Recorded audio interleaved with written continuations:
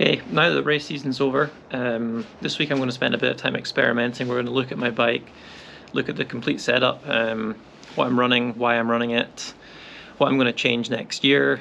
But for right now, this is my current aero bar. It's drag to zero, it's 25-degree rise, and I really like it. But it wasn't quite perfect. When I'm riding on the road and when I'm racing, to be honest, sometimes I can't see where I'm going, and that's not great for racing, because you need to be looking at the road, safety, and also, I don't know about you, but when it comes to racing, even the most experienced racer sometimes makes rash decisions, and sometimes you think things that are obvious aren't obvious and you make mistakes. So the more information coming in, the better. This is my brand new aero pole. Got them last week, didn't have a chance to put them on for the last race, but this is also drag to zero, but it's only a 15-degree rise. I spent a bit of time this week deciding where I want them to be cut, and you can see right here, cut. Oh, this side. Cut. Now, I'm not brave enough to cut carbon by myself, and I'm not sure many cyclists actually are. So I'm going to take them to Dave Martin at the Bicycle Works, and he's going to do it for me. The other thing I'm going to look at this week is my arm pad. This is also drag to zero. No specific reason for it, just that I like things to be the same and I like it to match. But right now I'm finding my arms are quite narrow to get quite close together, and that's fine because it's more aero, and I know it's more aero. But one thing I've noticed when I've been riding on the trainer especially is that when I'm in the aero position compared to when I'm on the base bar, compared to when I'm on my road bike, is as soon as I go into that aero position, for no extra RPE and no extra watts, my respiration rate goes up.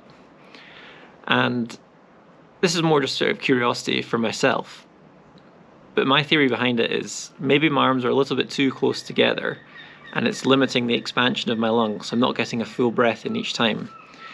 And I know there's a toss-up between being aero and being, I guess, physiologically optimal, and having more oxygen 9 times out of 10 I think is going to be better, but we're going to find out.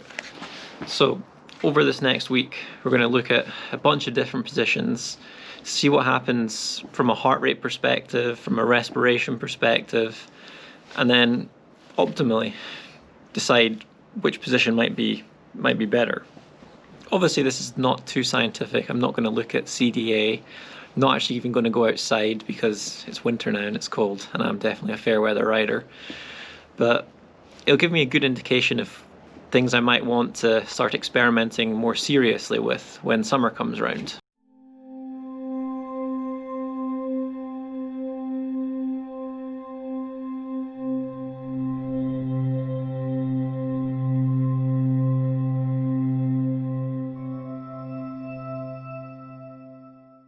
Okay, we're just going to take a quick look at my Shiv TT setup. We're going to start at the back and work our way forwards. So, I mean, right at the back is the tyre.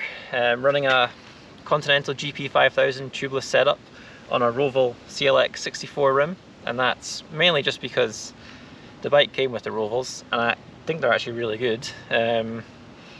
Well, they don't give me any problems, and they sealed really easily with tubeless, and that's kind of quite important to me. I know the GP 5000 is not the fastest, but what it is reliable, and right now finishing races is a little bit more important than searching out a couple seconds here and there.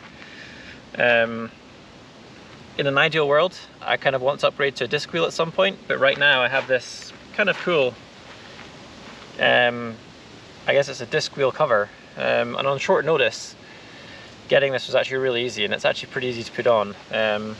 But it's by no means as good as a disc wheel, but for what it is, it's actually pretty solid, and I kind of like it. Moving forward onto the cassette 2811, I'm probably gonna maybe get this a couple more options, I'd say, because at some point I'm going to change the front chainring, but we'll get onto that in a second. Running SRAM ETAP 11 speed. If you've been watching a few of my videos, you'll know I've forgotten the battery a couple times. It's a little bit more tricky than Shimano, but it's wireless and less wires mean you go faster. Okay, moving on. The saddle. I was actually running an ISM until very, very recently, but I started getting a bit of adductor pain when I started lowering the base bar height, or not the base bar, the extension height, to try and get a lower front end and get my head tucked in. So I've opted for this fabric, mainly just because it was a little bit cheaper, and without being able to try it, it's actually pretty good, and I like it. Well, it doesn't give me any problems, and if it doesn't give me any problems, then it's probably not a bad thing. Okay, moving up. You might be noticing everything on this bike's kind of fancy, but we've gone with an entry-level 105 crank, and that's because I'm running a 160 or a 160mm, so center bottom bracket to the pedal, and that's because I've had a knee operation in the past, and I actually find on a longer crank I get a bit more discomfort in my knee, so the shorter crank helps me just stay pain-free, basically. Yeah, so running the Garmin Vector pedals, it's just a good option. I know they get a bit of bad press, but I've actually had no problems with mine at all so far. And they swap bikes and they fit on the Shimano crank, no problem. Chainring, it's 56 tooth, pyramid design. I think they make the best chainrings, but as I said, probably looking at upgrading to something slightly bigger, because I spend most of the time in the bottom 3 cogs of the cassette when it's flat, and that's not great for chainline, which is not great for aero. Obviously, if you're going to run single chainring, you want to have a chain catcher, because the last thing you want is for your chain to come off in a race. Moving up towards the front end of the bike, got a Tri-Rig Omega brake. I know these are probably the most aero for the brake that sits out front, and that's how my bike came, so I mean, pretty pleased with that. Onto the shifting. I'm running shifters on the base bar and on the extension, because I find when you're coming out of a roundabout, sometimes you don't want to jump straight back on the aero bar, because you want to get a bit of acceleration first. So being able to shift on both the base bar and the extension is pretty handy. And I mean, for the extra weight, to me it seems like a no-brainer. Stack height, running 25mm under the integration plate, moving into a 10-degree shim angle riser with a drag 2.0 low rise pole, which is 15 degrees. So if you add the two together, it comes to 25. Now, I actually opted to bring the angle height down, because I found the higher up the angle on the extension, the more pinching I got on my shoulder, which, I mean, that's kind of the opposite of what you'd expect, but it is what it is, and you're built how you're built.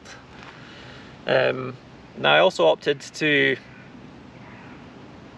open up the pad a little bit, because it helped me get my head a little bit lower, and we'll maybe chat a bit about that later on.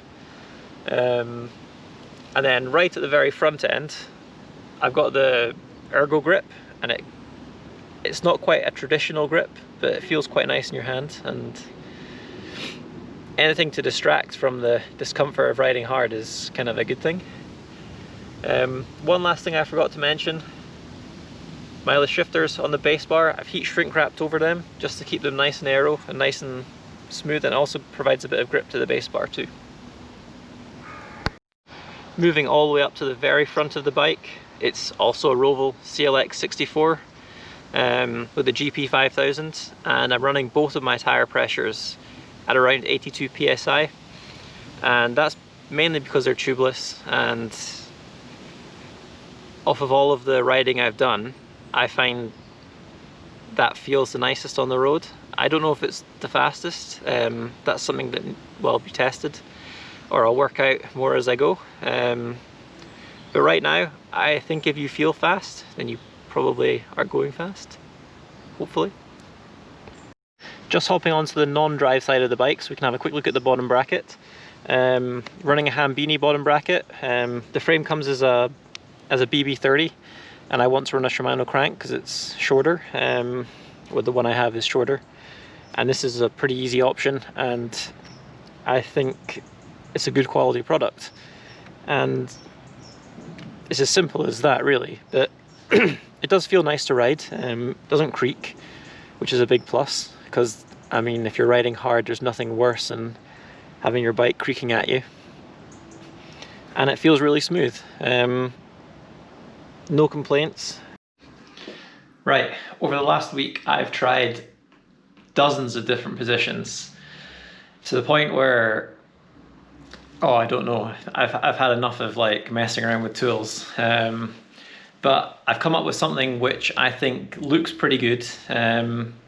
Without actually going outside and testing, I don't know if it's any faster, but theoretically, head looks lower and there's less of a gap between the helmet and my body.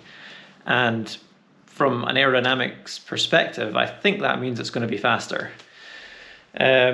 Essentially, what I've done is pulled the extensions in a little bit and then widened out the pads by about 12 mil. And because I've got quite good thoracic mobility, that means I can drop my chest down and tuck my head in really nice and tight. There's no before and after footage. I know it would be great if there was, but I just didn't record anything before, and I just got really excited about moving stuff around, and then you know what when these things happen. Maybe one day I'll go into a wind tunnel and have a look at these things and see how good it actually is, but I think there's a lot of things I need to learn and a lot of things I can change before it's even worth going into a wind tunnel full stop. And secondly, I know we talked a little bit about heart rate and respiration data, and honestly, I've just not had enough time to really tease out the details of that yet. Going off some really basic numbers I've looked at this week, there might be something there, but it would be a bit foolish to claim that I'd managed to fix this in a week, because that's completely unrealistic, and things like that just don't happen overnight. But anyway, here's the new position. Let me know what you think, because I'd be really interested to see if someone else has a bit more input on it than me. But I think I've exhausted about everything I can so far. Yeah, anyway, let me know. See you next time.